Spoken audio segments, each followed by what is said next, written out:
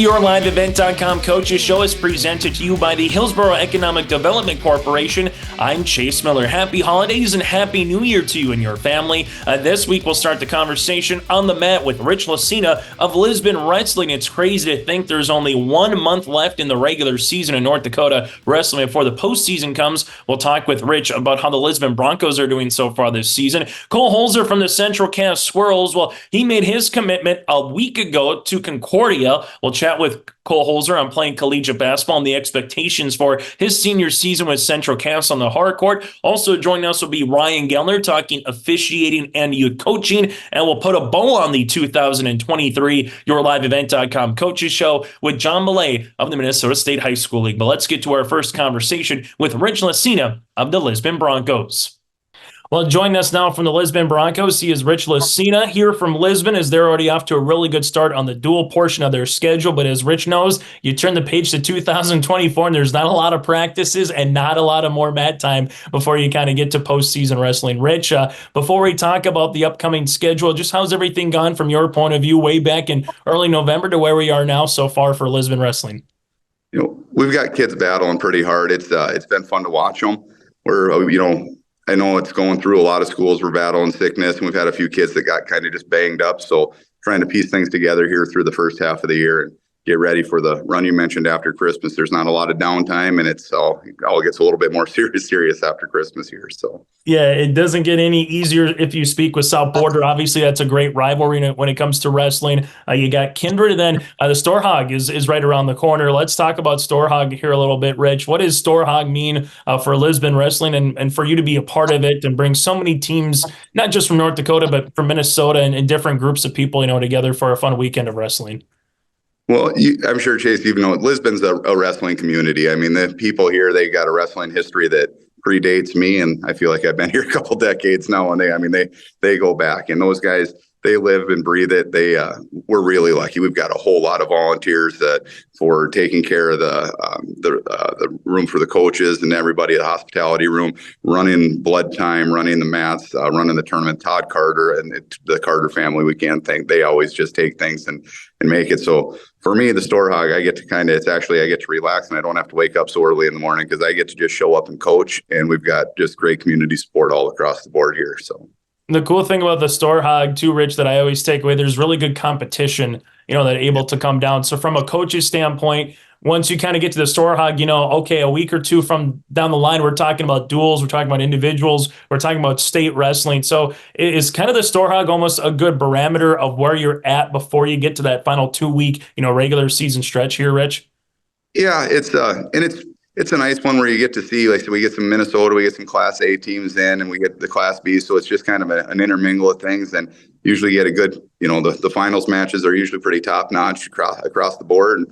But yeah, it's every weekend now. It just feels like it's a little bit more, just the ante goes up a little bit. We got to stay with it and got to keep pushing. And so yeah, but the Storhog, that one's always fun. We've got the Lettermans right after Christmas there in Castleton, and that one's always a fun mix. And then after Storhog, we get to it's all Class B. Then it's like the postseason. We got the East, West, and regions and states. As you take a look at this season here, Rich, I know in basketball, a lot of people have been talking about the 3-class system, but in wrestling, speaking of classes, there's a weight class differential from prior years for people that maybe haven't came to a duel yet, or the first time they will be coming out to Storhog or some of your home meets here, Rich. So taking a look at this season compared to prior years, how has the new weight class system impacted your lineup, or maybe hasn't it impacted as much as maybe you thought? I wouldn't say it's impacted the lineup. It's still, I'd say we've got a couple of kids that maybe could have cracked a varsity lineup if we had that one more spot in there, that are just they're just in a deep spot for us right now. But the hardest part actually is probably this week. We're going to send our JV down to dual in South Dakota, and they have 14 weight classes, and they're not the same. So trying to make sure all the kids stay on a descent plan to make it. That's probably been the biggest challenge with the weight classes. Otherwise, it's just, you're still the ring is the same size, the circle's the same distance, and you got to cut her loose and wrestle. So as you take a look at some of your individuals here, Griffin Greenlee, I know a lot of people are going to hear the Greenlee name, and as you mentioned earlier, wrestling comes to mind. Just like in any town, you have certain names and you think of certain programs. But what has Griffin been able to do for this year's Lisbon Bronco wrestling team? There's a lot of maturity that's come from him and from his freshman year to his sophomore year. He's a good kid, and this year he's just wrestling with a really smart style. Kind of keeps within himself. He opens up on his feet and just attacks. It's been really fun to watch the improvement in him, just seeing it physically and mentally as the way he approaches the match. As you go from there to Blaze Ranke, I know that was someone that you chatted about before we even came on the conversation here, Rich. What does Blaze provide here as a wrestler for the program this season? He's been a great senior leader. He's been a great wrestler for us for years. And this year as a senior, he's stepping in and he's taking the young kids there. They look at him like he hung the moon. He's kind of the man around town. So if he says something good to those kids, they take that to the bank. They love to hear it. So. How fun is that for you, Rich? And I know you've been able to do this with other wrestlers, but kind of have someone that can help those other guys coming through the system where maybe it's not from a coach, but it's from someone who's been in their shoes, 3-4 years prior to kind of give them that example. How valuable is that for you as a coach? It's huge. I mean, coach, dad, whatever, it's always, you can always find a way to tune those guys out. But when it's your buddy, when it's when it's that kid you look up to, that guy that's on the team, it hits home a little different, and you can see them take the advice, the advice sometimes under their wing. So yeah, just a great advantage to have. And we've been lucky. We've had some great senior classes over the years, and they kind of teach the younger guys, this is what's expected of you. So. As Cash wades into what does he provide for this year's squad, a guy that's been around the program for quite some time, from Enderlin making his way to Lisbon, obviously makes that short trek. But what's so good about Cash on the mat? On the mat is just he's one of the most fun kids you'll ever watch wrestle. He's straight fireworks. It's going to go. He does not have a half speed. It doesn't exist. I don't know if in all the years I've ever seen him called for stalling. I don't think he would know how to do it. And then off the mat, he's another one of those seniors that's just, taking morning runs. He comes over and, on Sundays, he'll ask, hey, can you open the gym? We want to come up and just get some workouts in so they can keep their weight down and, just get another workout in. And just a great leader, just a great kid. Like I said, if you watch him wrestle, that's the joy. His motor is 100 miles an hour across the board. But what you see off the mat has really been impressive as a senior. If someone's new to the area, Rich, and they haven't seen Lisbon wrestling before, what's a characteristic or trait that you hope that when people come out, watch you guys wrestle, or what's something that you hope people take away from watching Lisbon wrestling? If it's the first time they've seen you guys on the mat this year. I sure hope they just think that we grind everything out. We try not to, we always try not to beat ourselves and try to make it tough on the other team and see if they'll make the mistake. But just grind things out, just be gritty, be tough, stay in the match as long as you can. Sometimes you might be outmatched, but see if you can't grind it out and keep it to a decision. Make it tough on the other guys so that at the end of the match, he still knows he had a tough one ahead of him. So.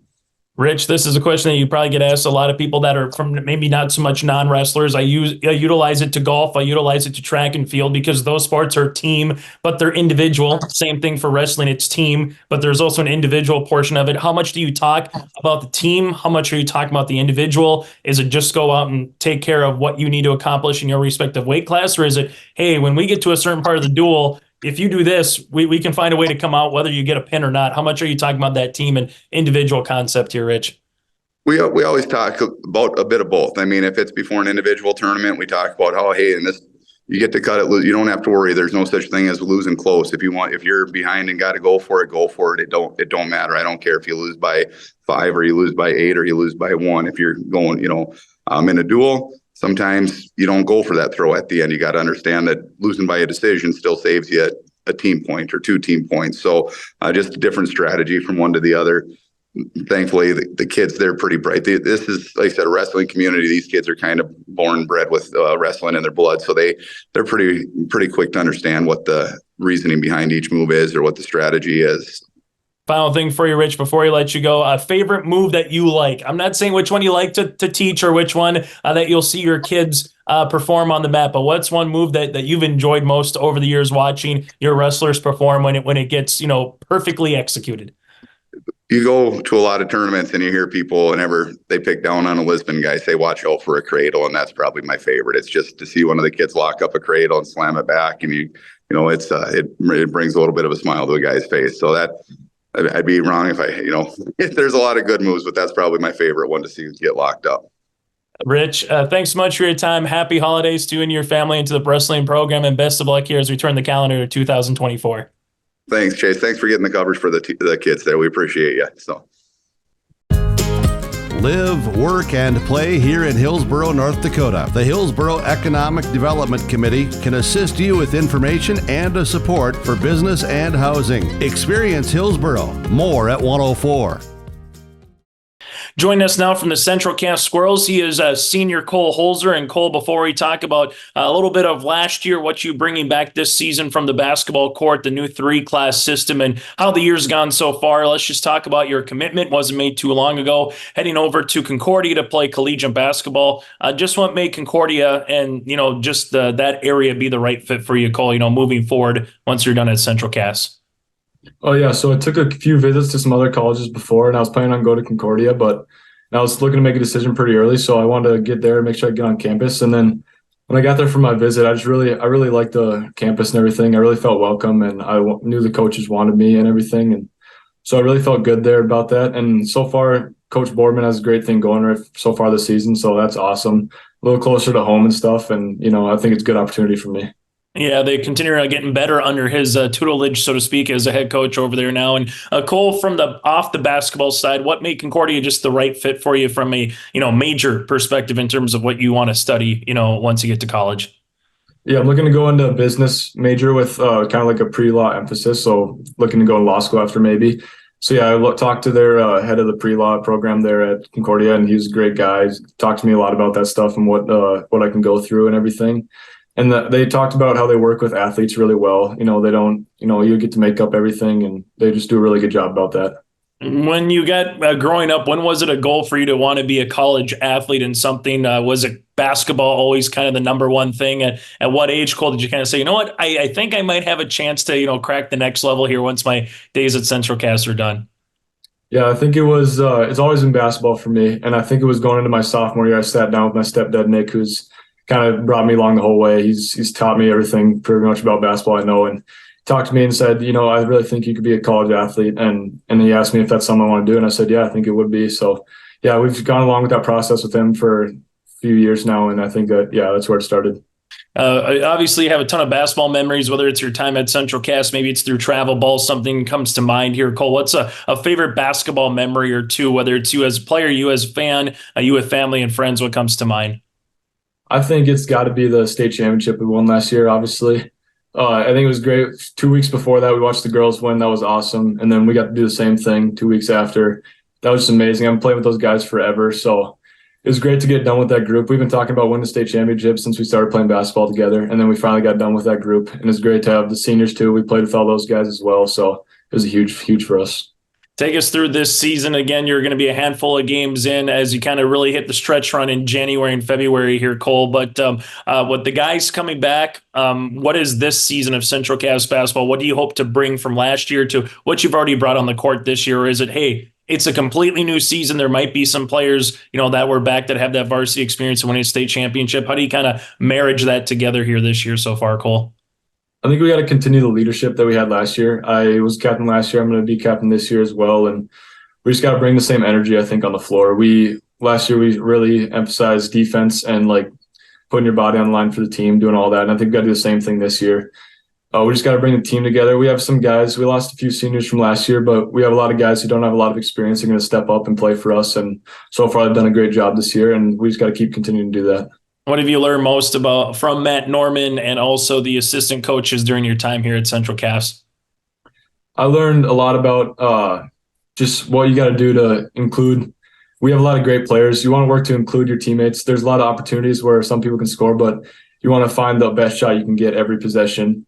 And then also just making it more about the team than about yourself. You want to go out on the floor, take charges, dive for loose balls, and do that for your teammates. Try to get the win. When you heard as a basketball player, there might be a chance of having a 3-class system and not sure, and then all of a sudden it came down, and then you win the last B as we know it, at short term with the 2 classes here, Cole. Were you excited to maybe see some different teams and some different talent than maybe what you have been in years prior? Is it, well, I still want to play certain schools because of rivals? How do you as a player view the 3-class system your senior year? Right away, I think along with a lot of people, weren't the happiest about it, but I looked into it a little bit, and it's going to be a lot. I think it'll be better for us, a lot for like getting better as a team and as players. Going to get a lot more, I think, better competition games. We have a great schedule this year, so we're going to have a lot of games. We got to go all 4 quarters and work as hard as we can. Play a lot of new teams, so that'll be good too. So yeah. As you kind of take a look at it, Cole, if you could go back to your 13, 14-year-old self, I always like to ask players in your situation, now that you've kind of known where you're going, the next phase of your life, what would be some words of advice for someone that wants to play at the college level? What are some things that you kind of learned during your time that you would like to, share to the next generation, so to speak, coming up? I think it's just you gotta put in the work. Obviously, you got to be in the gym, not just on the court, but you got to work on the weights too and everything. And just think about more of like a team game. You're not going to go out. A lot of coaches, there's a lot of guys who can score a lot of points, but you got to do something else different. You got to work to maybe pass a little better, work hard on defense, be that guy diving on the ground and working hard every game. As you go into this, Cole, superstitious at all? Do you have to do anything before you get to an opening jump, or put the left shoe on before the right? Any superstition from a team or from an individual perspective? Nothing like that from me. I can't think of anyone in our locker room who does that, but I've heard some funny stories about those, but nothing from us. And for you guys, what's something you want to accomplish? Obviously, you're going to have the bullseye still on your back for some of those schools that are coming with you to Class A here this season. But what's something that you want to accomplish this season as a team as the year continues, once we get into the 2024 portion of the schedule? I think I want to accomplish our first step. I just want to get to the state tournament this year. I think that's the first step. And then I think if we can get there, we have a great team who knows how to play. We've proved that the last few games that we're going to get on and try our best to get that win. So I think if we can get to the state tournament, we can maybe make something happen. So that's what I want to be our first step. Final thing for you, Cole, before we let you go. What does it mean to be a Central Cass basketball player? You've had a tremendous amount of success, obviously, as we alluded to last year and during your time with Central Cass. What does it mean to you to be a Central Cass basketball player? I mean, it means a lot. The thing we've built this past few years, we've had great teams all 4 years that I've been in high school, and I'm glad that we got to make a huge statement last year. And I hope that the kids coming up can continue this legacy and keep bringing that around. And it's great to have all the support through the town, especially last year. You could see stands were filled with red, and it was awesome to see that. So I hope that can continue throughout the next few years and everything. Cole, congratulations again on heading off to Concordia, and best of luck throughout the rest of your senior season here with Central Cass. Thank you. Appreciate it. Hey growers, when working on your water management solutions, call Chad's Excavating out of Mayville. They are your water management contractor, helping you with tile drainage plans, service drainage plans, or both. Remember, water management is a lifetime investment. Call Chad 701-430-0182 to get your water problem solved. For more information, follow Chad's Excavating on Facebook. For tile drainage and service plans, call 701-430-0182. Chad's Excavating out of Mayville, helping farmers grow.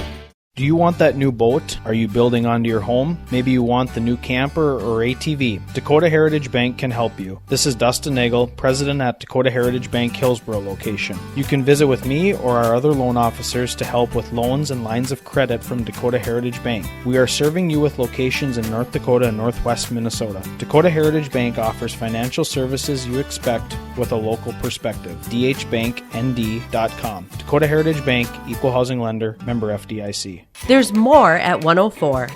Hillsboro, North Dakota has everything you need on your next road trip. Food, fuel, fun, and family-friendly activities. Stop by and fill up your tank or grab a bite to eat. Have a blast at Goose River Golf Club, the swimming pool, or one of our beautiful parks. There's even ice skating and cross-country skiing. Take in the sights or stay the night so you don't miss a thing.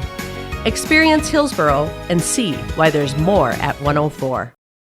A two-parter coming up here with Ryan Gellner. The first part is officiating, with the second part being youth coaching. Here's our one-on-one with Ryan Gellner. Joining us now is Ryan Gellner. He wears a couple of different hats here, part of our coaches show in terms of the prep youth coaches, but also he does a ton of officiating as well over the last handful of years in and around the Fargo metro area, from the collegiate to the high school scene. And Ryan, thanks for joining us. Number one, happy holidays to you. And number two, before we talk about the prep scene, let's talk about officiating. How much fun and how much crazy is this time of the year for the officials once you kind of go from that fall into the winter season where you got college, high school, and even, there's that 7th, 8th grade, travel ball that you got to find officials for as well.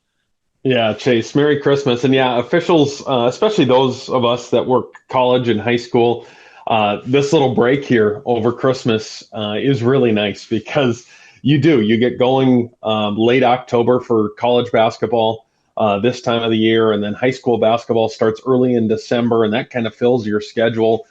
So we've been going for a couple of months, so it is nice to get a little bit of a break here before we're already thinking about the home stretch of the season. But yeah, it gets wild, as you know, on the announcer side. It gets wild in a hurry, and all of these games matter, and they're all fun, and it's a good way to spend some time. Let's just say that. The three-class system, I know a lot of people are wondering how it was going to impact the teams, how it would impact coaches and traveling. Well, the old adage, how does it impact officials, right? Because it used to be so easy to say Class A was playing this night, Class B was playing this night. Rarely did the two really commingle. Well, now all of a sudden, Ryan, you put three classes in there. So early on, has the three-class system strained the officials in North Dakota, or is it, you know what, the schedule kind of feels like it has been for many years when it was just two classes? Yeah, the schedule seems to have worked out so far. I think as we get closer to postseason, you start stacking games on top of games. That's when you'll see officials potentially working two different classes. But for the most part, I think the schedule so far has worked out nicely. It doesn't feel a lot different, and hopefully it'll remain that way. And then when you kind of go into this, what's a question that you get asked the most from the quote unquote, the armchair officials, those mom and dads, those grandma and grandpas, those friends who kind of sit there? Maybe there's new rules every year going into play. This year, a new rule for fans was Class A and Class B. It's double bonus at 5, Class AA, it's still the single and double. So what are some new things, or what do you hear the most from people asking about when it comes to fouls on a year in, year out basis, Ryan? That free throw one was a big one coming in. People didn't quite understand the elimination of bonus free throws and just shooting 2 free throws on that 5th foul. And it's something that everybody but the top class has now. From an official side, it's something actually we've been doing the last number of years in women's college basketball. And in my opinion, has cleaned up the women's game and made the women's game much better. And I think it'll do the same for the smaller 2 classes in North Dakota. Of course, we're talking about when you get to 5 fouls now in any quarter, you start shooting 2 free throws.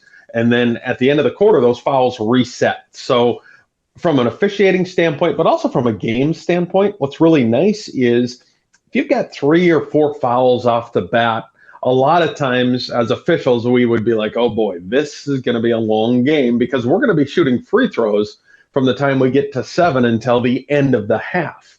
Well, now we're only shooting free throws from the time we get to 5 to the end of the quarter in those games, and it really just cleans things up. So somebody has a tough start with fouls, it's not a free throw contest for the rest of the half. It might be a free throw contest for a quarter, but at least we get to reset. So I think the reset part of it, really, really nice.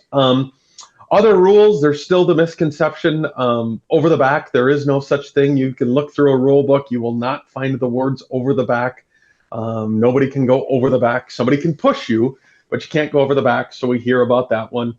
Travel, I think with the NBA, with some of the steps that they're using now in the NBA, what is a travel, what is not a travel? It still comes down to the pivot foot and when the pivot foot starts and when it ends, and steps really don't matter. So just some of those things that us as officials, we chuckle about because there's some misconceptions on a couple of rules. And yeah, those are the things that we find fun, I guess. And then that's kind of the next point from the officials' point of view. You do have some who work both sides of the river, Minnesota and North Dakota. Yep. So now they got a shot clock this year, which I know that was the big thing on the Minnesota side. Is there really any rules from a high school standpoint, Ryan, when you're going from Minnesota, North Dakota, Class AA to Class B in North Dakota, that's different? Or is it, hey, a hand check's a hand check, a block is a block? Is that different from either perspective when you kind of talk about different classes or different states on how you officiate? It's funny you bring that up. From a rules standpoint, virtually all the same other than the foul issue. Everybody's is guidance by the NFHS, the National Federation for High School Athletics. So the rule sets are all the same. However, from a fan standpoint, I honestly don't feel this as an official, but from a fan standpoint, people will say Minnesota is a more physical game than North Dakota. People will say the Eastern North Dakota, and we hear this a lot in state tournaments from fans, Eastern North Dakota plays a much more physical game than Western North Dakota. We will also hear that the big schools, the Class A, is much more physical than others. I don't know if I buy that from officiating standpoint. I think we tried to call every game from an advantage-disadvantage standpoint. And the physicality, if you're bigger and faster and stronger, I don't know if that allows you more fouls or less fouls or what that would even equal out to, but you do hear that. I don't know if there's anything there. Rule-wise, there's certainly not. Couple more questions here, Ryan, on the official point of view here. When it comes to someone who maybe starts out as an official, whether they're 40 years old, or whether they're right out of high school into college at 19, and they one day want to officiate Valley City State basketball, North Dakota State University, NDSU, they want to get the taste of the college ranks. What is the process to start with to finally get your way to becoming a college official? Is it simply as you take some classes, you take some clinics, 2 years later you get slapped a wrist and say, here you go, bud? Or is it, no, there's a process, there's critiques. How do you kind of go about it from, the first start to if someone wants to be, a college official? Yeah, there's processes, there's critiques, there's all of that goes into it. First thing, you've got to be open to yourself. You've got to see plays. You've got to see games. So you've got to work. You've got to work the lower level stuff, see plays. That makes you a better official. And then beyond that, you've got to check the boxes from the lower level stuff through the high school stuff. Once you're comfortable with the high school stuff, you can go to college camps, and there are college camps all over the place. Fargo-Moorhead area. I believe there's 2 college camps that come through here every single year. And throughout the region, there's college camps that you can go to. And at college camps, you are working generally high school basketball, summer camps, and you are working on a crew of 3, and you are constantly being evaluated throughout that camp. So it might be a 2-day camp, and you're working maybe 5 or 6 games, but you're also doing some mechanics in a side room, and you're constantly being evaluated by an evaluator. And that evaluator is looking to hire officials in their college league. It might be a women's college evaluator that is responsible for 3 or 4 different leagues, and she might be looking to hire in 1 or potentially all 4 of those leagues. It might be a men's college basketball that's looking to hire in junior college. And generally, officials will take their invite wherever they get it, not knowing if you're suited to be a men's official, or if you're suited to be a women's official, or what they're looking for. And then it's just climbing the ladder from there, working in the league that you want to work in. The truth is, when you work college basketball, you're asked a lot. High school basketball is a little bit more, I don't want to say amateurish, but it's a little bit more give and take with your schedule, where you maybe have a little more control over your schedule. When you get a college schedule, backing out of a game or declining a game is a big thing. And sometimes you can cut your own throat there. So you got to be willing to work when you're scheduled to work. You got to be willing to drive on bad roads. You got to be willing to be able to get to the game early. You've got to put up with, there are coaches that will send in play after play after play to be evaluated based upon you. So you've got to have a thick skin and be able to tell the assigner why you called a play a certain way. So a lot goes into it. It's very rewarding. But you've got to be ready, and you've got to be real with yourself to be able to make that step.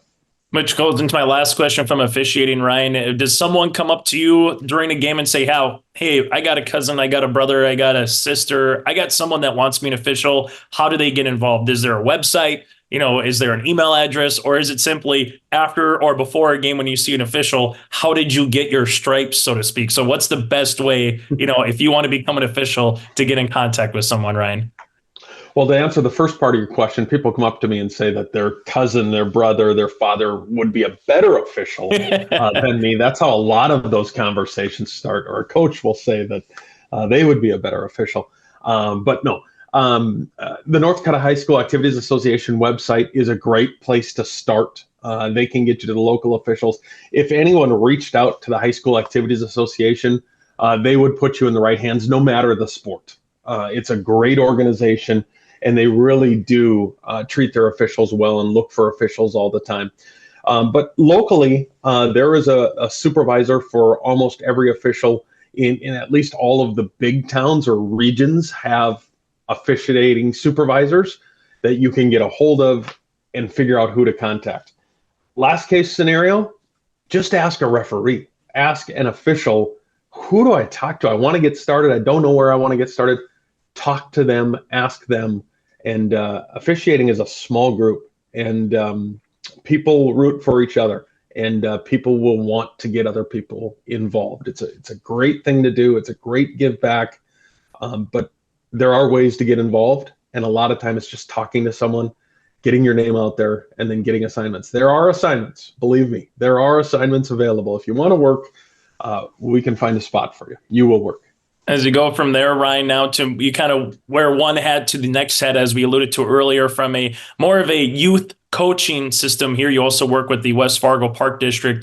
From a youth coaches, I know this question gets asked a lot from officials. Do we have too many? Do we have too few? From a youth coach's point of view, same thing. Do we have too many? Do we have too few in the area? Where are we at with youth coaches in terms of all the sports, which covers a myriad right now with how, prep scene and also youth sports have just really taken over, it seems like, any part of someone's childhood a little bit here over the last handful of years.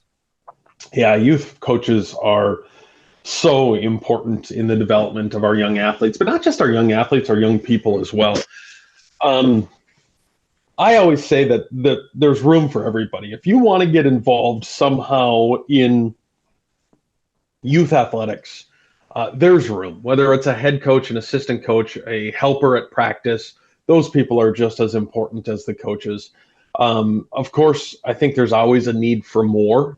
I think there's some expertise that parents and again, even just helpers at practice, if people want to volunteer their time and step forward, it's a very rewarding aspect of youth sports is being a youth coach, because just the little successes can mean so much. And those little successes are taken so many different ways. It's not just obviously the scoreboard, but it's things that happen at practice as individual successes that you get to play a major part in, and you really can change or mold somebody's life for the better. It's a really rewarding spot that everybody that has played sports should have to go back and do, and be able to be a youth coach or a youth mentor and be able to be a positive change for someone. You've been able to do it here, Ryan, yourself. What's one or two memories that come to mind? I know you have a couple of sons that you've been fortunate enough to coach and kind of, go through. Particularly, I just use baseball as the example. You've had a lot of really success there on the West Fargo side from the baseball standpoint. But what is one or two stories that come to mind for you that you would like to kind of share with those that might be thinking about, hey, my son or daughter wants to start up a team, and I'd be more than willing to be an assistant or a coach or a helper, as you said, Ryan? What would be, a reason why? I think it's when you sit back at the end of the season, I don't think it matters on the sport. And I go back to a baseball season not too long ago, and both of my sons were very fortunate in the West Fargo program to be able to play at regional tournaments, at World Series, some of those things. So the successes on the field, but it's some of those things. I think back to a couple of stories. One time after practice, we sat as an entire group, and we had played an entire season, and I think we were getting ready for a state tournament. I'm sure we were getting ready for a state tournament. We had finished our last practice, and we sat down in a group and all sat in a circle, and these are 9-year-old kids. And we went through a drill where we had one person tell the next person what they really liked about them. So I would say, Chase, I really like your voice inflection when you call a basketball game. When you get excited, I get excited. And that's what I really like about you. And then you would say something nice about the person next to you, and we'd go all the way around the circle. And then when we got done, we went the other way around the circle, and we talked about something we didn't know about that person next to us before the season started. And the honest, true answers that came out of those young kids, 9-year-olds' mouth, was a moment just to step back and go, wow, look at what not we've built, but look at what they've built together. This is the true definition of a team at 9 years old. They're starting to understand it's not just about baseball. They're learning things from each other that we didn't even know about. And I think those are some of the most special moments. Of course, there's wins, there's losses, there's revenge games, there are rivalries, there are all of those things that go into youth sports that make them so much fun. But it's things like that. I think back to even youth basketball when my kids were really, really young, and coaching and making sure that every player had scored in a game, or at least trying to make sure every player scored in a game. And we get down to the one final kid who frankly wasn't very good at basketball, and he was just coming into his body. And when he would score, the feeling you got, and the entire kids realizing, yes, he did it. Really gratifying. Really, really gratifying, because you made a difference, and then you saw the emotion in his face, and were able to watch that. Those are the special moments. You can get championships and awards and trophies and all of those things, and those are great. Those are fun, but I don't know that those are memories like the other ones. So there's some hidden gems in there, that's for sure. Last thing for you, Ryan, and this is a loaded question, and I'm sure you've been asked this a lot with your particular position and also having kids go through youth sports. Is youth sports today what youth sports was 10, 20, 30 years ago, right? The one thing that I'll hear from some people is, hey, I can't bring my group of friends to an open sandlot anymore and just go play whatever kind of ball there. Now you have to be organized. Now you have to go into some type of monetary, not donation, but hey, it costs you $50 for an hour or two over here to, maybe get into a baseball body or get into a softball body or get into basketball shape. Where are we at today with youth sports? You've lived it. You have it right now with the Park District. I know you get asked this question a lot from parents. What is the cost for time or money or stuff of that nature? But just, open-ended here, Ryan, where are we at for youth sports compared to where you were, during your time and even my time, 15, 20 years ago? It feels like now is a long time ago when you were kind of growing up there.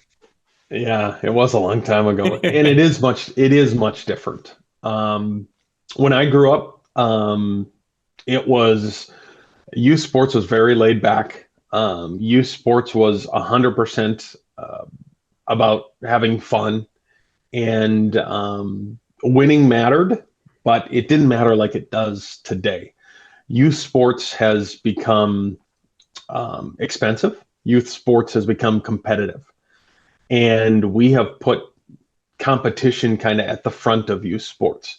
And the fact of the matter is, it's gotten, in my opinion, so far, and I'll call it, because I don't know a better word for it, it's become so far out of hand that if you don't join them, you're kind of on the outside looking in, and it's a very tough spot to be in. What I mean is, if you want to play basketball, there are opportunities to play basketball at every level that you can imagine, and there is a spot for you.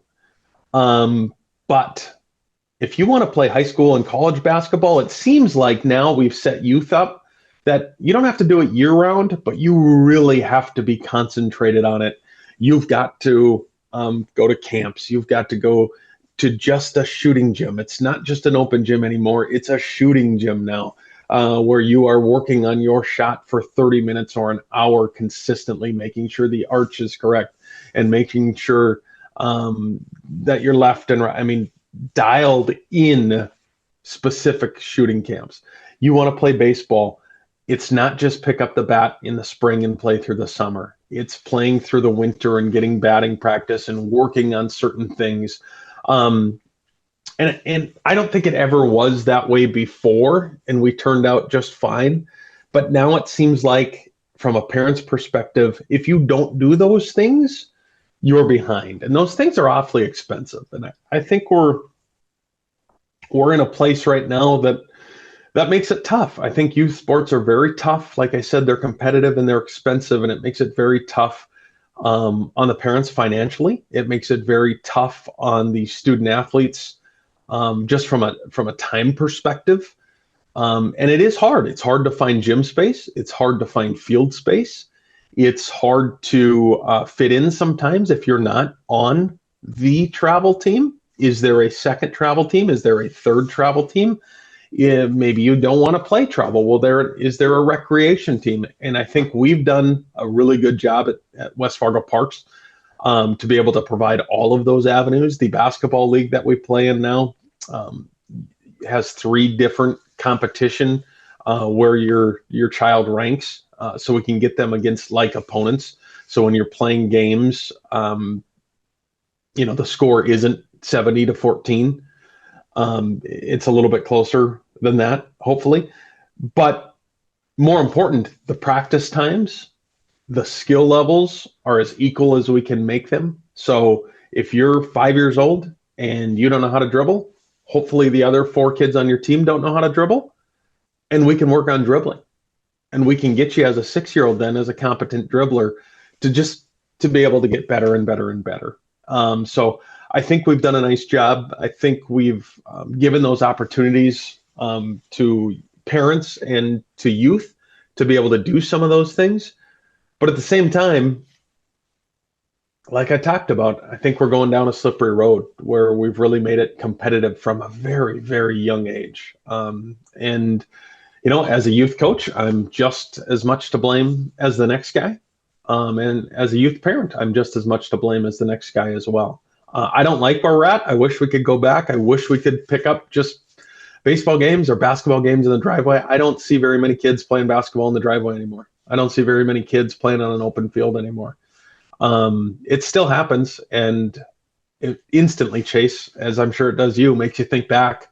Some of my greatest games were this time of the year, December 27th at 10 p.m. on a minus 10-degree night in Minot, playing basketball in the driveway with not 2 or 3 friends, with literally 8 or 9 or 10 kids playing 5-on-5 basketball, gloves on, hats on, in the driveway, because there was nothing better. Now we've found apparently better ways to do it. I just don't know if it's better. Yeah, it's a loaded question, which is why I praise it with it is a loaded question. Nobody the better asked than you, Ryan, kind of living through it. And yeah, when Mom called you at 10:30 to come in when it was dusk out, you didn't want to come in, on a summer night. That is for darn sure. We used to steal salt out of the kitchen drawer, table salt, to sprinkle across the basketball floor, just so we could shoot our 5-foot jump shots and not break ankles. And I don't remember anybody getting hurt either, but I do remember chipping away a lot of ice and using a lot of Mom's salt to be able to salt down the driveway just to be able to play. Those times have changed. Yeah, the table talk again with officiating is always there, good, bad, or ugly. The table talk with youth sports is there as well, good, bad, or ugly. How times have changed. Sometimes the old adages, they stay the same, but we'll see what happens moving forward. Ryan, as always, thanks so much for your time. Happy holidays to you and yours, and we'll see you at a court, I'm sure, sometime sooner rather than later, my friend. Yeah, I'll be there, Chase. Let me know if my toss is crooked or not. Happy holidays, though. Thanks for what you do. What you guys do to give back to youth sports, it's so important. What you learn in athletics are life lessons, and you're able to broadcast those to people's homes, and that's pretty cool. So thanks for what you do as well. And Ryan Gellner with us here on our YourLiveEvent.com Coaches Show will continue after this.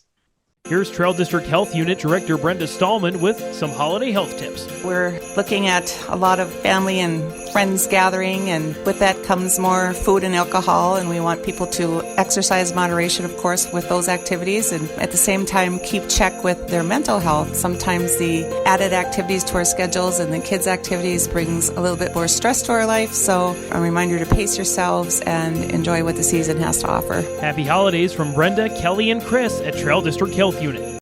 This is Austin Reed with Dakota Heritage Bank. At Dakota Heritage Bank, we have a strong background in ag and business lending, but we can also help with any auto, recreational, personal, or home loans, including home equity lines of credit. If you're in need of a loan, visit us at one of our locations across North Dakota and northwestern Minnesota.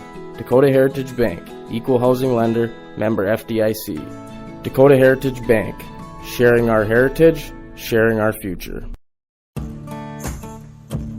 Treat yourself to a great career at American Crystal Sugar Company. Team up with quality people making quality products. Full-time and year-round in a stable business. With great pay and benefits including time off available from day one. American Crystal Sugar Company invests in you to promote your continued growth and career advancement. Grow your career doing your best work within the world's best beet sugar company. Apply online today at AmericanCrystalCareers.com. Well, it's a perfect way to end the YourLiveEvent.com Coaches Show with a Minnesota State High School League recap. Here's our conversation with John Millea.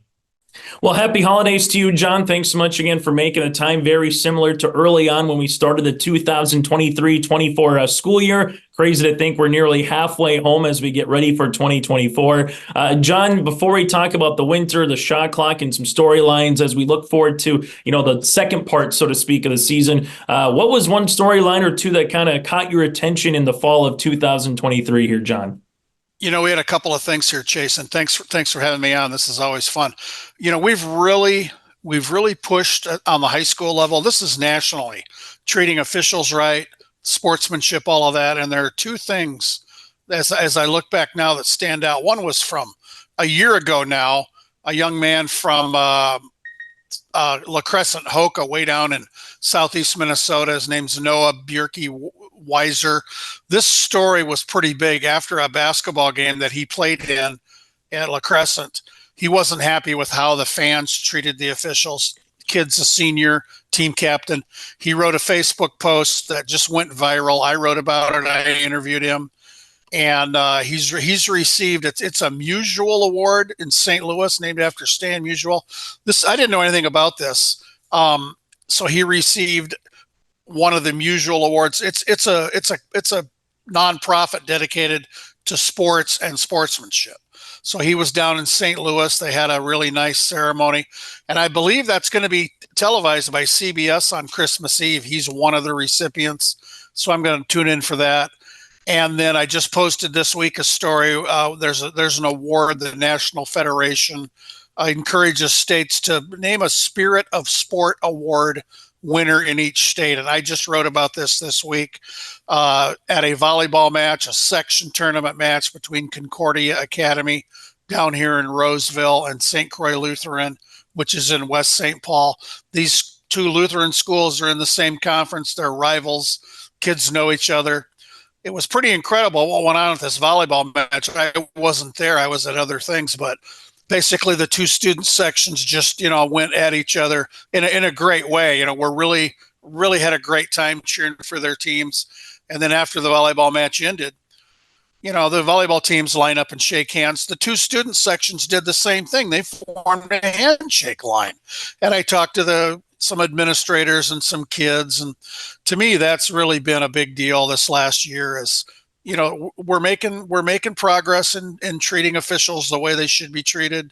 We're doing great things. I think sportsmanship lines, schools really stress behavior for kids. I think we're in a good spot. It can always be better. But when I think back to this year, that's what I focus on is sportsmanship and all the great things that we all know are part of high school athletics and activities. And those are special things to me.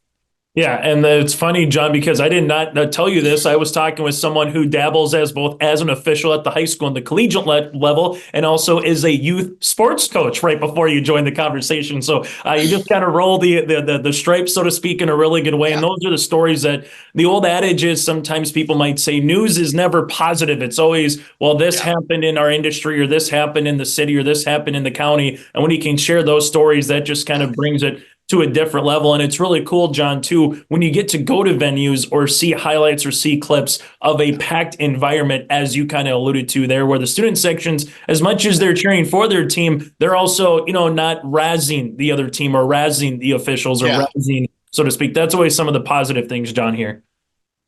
Yeah, that's what people stress now is you're not cheering against the other team, you're cheering for your team. And I see that more and more. Certainly there are chants and cheers that we don't like.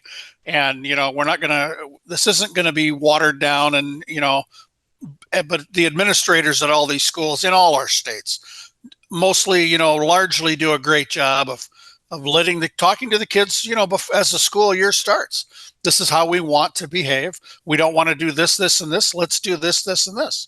And I think, I've been doing this a long time. You go back decades, and it wasn't this way. You walk into some of those, especially basketball games, where it's a pretty tight environment, and it was not always the greatest examples of sportsmanship. But we've made great strides, and I think we'll continue to do that.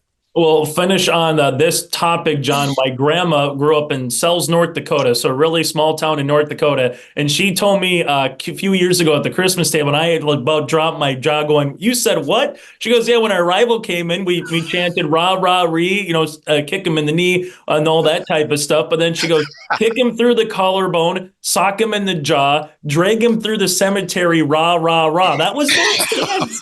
And I'm thinking, drag him through the cemetery. Oh, man. Yeah, I'm like, you say that today, you ain't staying around that much longer anymore. That's right.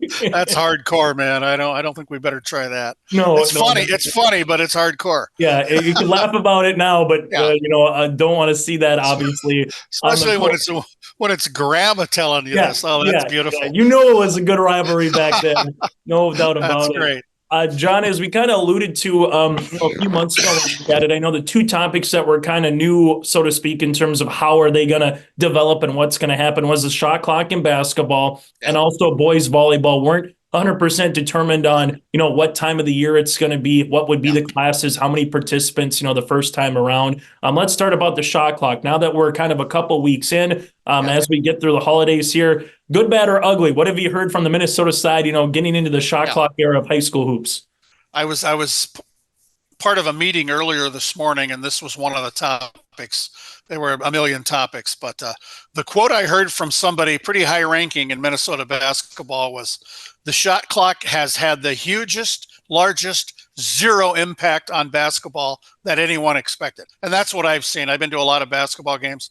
I heard it go off once, and it didn't impact the game. It's had minimal impact. I don't think there've been any headaches with it. I've seen a few instances where, people new to running shot clocks, there's a lot you have to know. A couple of times officials will come over, consult for 5 seconds. Okay, set it at 35 or set it at 20. There's differing things that happen, but it's had, to me, and from what I've heard, minimal to zero impact on basketball in Minnesota. And then from the second part here, the boys volleyball. If folks kind of didn't hear, John, when the news kind of broke, what's the latest again with boys volleyball kind of moving forward into next school year here? Yeah, a year from next spring, so spring of 2025, boys volleyball will become a varsity sport in Minnesota. There was a discussion, this was studied by a committee. Is it a fall sport? Is it a spring sport? Decision was made, it'll be a spring sport. And this is largely the big schools in Minnesota. They've already had boys volleyball as a club sport for quite a number of years. And the high school league will take it over starting in 2025. As a spring sport. And, there are a lot of questions. Spring weather, as we all know, can really be an issue here. And the question that most people raised was, when the weather in the spring is bad, when all the outdoor spring teams have to practice indoors, is there enough gym space for everybody plus 2 or 3 levels of boys volleyball? That's going to have to be wrangled with, and it will be. But, I think the volleyball people are just happy they're going to be a Minnesota State High School League sport. As we look into 2024 now, John, whether it's stuff coming up here in the winter, the spring, or maybe there's another agenda item, so to speak, on for the Minnesota State High School League, anything in particular that high school or prep sports fans should be aware of as we turn the calendar coming up here to 2024? Chase, I don't want to jinx anything, but I think everything is pretty good right now. Everything's calm. One thing that's coming down the pike, in Minnesota, the way we seed teams at state tournaments, there's 8 teams at basically every state tournament. The system we use is the 8 head coaches get online, they seed the teams, and we basically announce, here's the top 5. And then the other 3 are drawn out of a hat for those. 4 will play 5, and then 1, 2, 3, their opponents, 5, 6, and 8, or 6, 7, 8 will be drawn out of a hat. The coaches associations in a lot of sports just want to seed 1 through 8. And I think that's going to happen. It's not a huge thing. I think we should seed 1 through 8. That's how section tournaments do it. It's pretty cut and dried. The coaches will still do it electronically. So you'll have the 1 seed versus the 8 seed. And we know how that works. That's probably going to happen in the next year. It's a slow process. Right now, sports have options. They can ask to do that. They can stick with the way it is. In football, we for state tournaments, it's kind of a rotating section versus section. I think we'll probably have some adjustments to football, and football is so different from everything else. We have 7 classes, and it's kind of hard to wrangle some of that sometimes. But yeah, seeding will be. It's a continuing discussion. It was also talked about in a meeting I was in earlier today, and it's not a huge thing to most people. It's a non-factor, but it's probably going to be adjusted. I think the one thing I hear from most people, if you're going to seed 5, why don't you seed the remaining 3, right? To get the 1 through 8. And I know some people say, well, you don't want to have that one team be the number 8 seed and feel like they shouldn't be there. But then I come in from the media perspective, John, going, hey, if Goliath goes down and it's the 8 seed that does it, it just makes it more of a story that they were the 8 seed, very similar to Maryland, BC, University of Maryland, Baltimore County, defeating Virginia as the first 16 seed ever. I never knew what they were almost until that night, John. That's it. And that's one thing we've heard, do you want to designate this team? They're the 8 seed. They're the worst team at the state tournament. Yeah, well, that's better than not being at the state tournament. You think they would trade that for not being there? No, of course not. So I think that's almost a no-brainer. John, last thing for you here. I know people are going to be asking you to come to Moorhead to check out the new digs that we have on this part of the state. Obviously, some really nice facilities going there. Also, 6A basketball, Ada Borup West, early on in the preseason rankings, and there's a ton of Section 6A, 8A just on the boys' side of things. So from your point of view, taking a look at it, I know you were just in Albany checking out a really good 2A game, making your way up 94, and hopefully you went to the A&W because that's always a great little spot to find as well. But at the end of the day here, John, what are some things up here that you're looking forward to seeing, or just kind of seeing some teams continue to develop throughout the year here? Yeah, I did go to the A&W in Albany last night. I got there in the afternoon. I'm doing a story on their gymnastics team, which is their first year as a varsity program. And then the basketball game, Providence Academy girls at Albany last night. Class 2A state championship rematch. It was great. I did hit the A&W drive-through on my way from the gymnastics center to the high school. And I think I'm tentatively planning to be in Moorhead over the holidays. I know they've got their basketball deal the 27th and 28th of December with the first day games in the old gym, the next day in the new gym. I'm hopefully going to be there for the second day because I've toured up there when the gym was basically the walls were just up. I was up there and got a tour and I've seen all the renderings and photos. Looks fantastic. Moorhead's just the coolest place in the world. So I may, weather permitting, as we say, if the roads are good, I may be in Moorhead on the 28th of December. I'm hoping I can get there to see the new school, and I know how proud everybody is up there of what they've done and what they're continuing to do. And so hopefully I can get up there. I love 94, man. That's the best road in the world. Yeah, when it's not snowing and there's no wind, it's a great road. There's no exactly. John, it's going to be a lot of fun to see as teams make their way again down to Minneapolis, St. Paul area for the upcoming winter sports seasons as well with their respective championships coming up. It's crazy to think it's a couple months from now we'll be crowning champs. Nets will be cutting down for hockey, for basketball, for gymnastics, you name it. It'll be happening. Yep. But as always, John, thanks so much for your time. Happy holidays, safe travels to you and yours, and best to you again covering prep sports across the state of Minnesota. Happy holidays and happy new year again to you and your family. Thanks so much for joining us for the YourLiveEvent.com Coaches Show, and continue to join us in 2024, same time, same place, Wednesday nights at 7 o'clock. I'm Chase Miller, and enjoy the rest of your holidays and Happy New Year.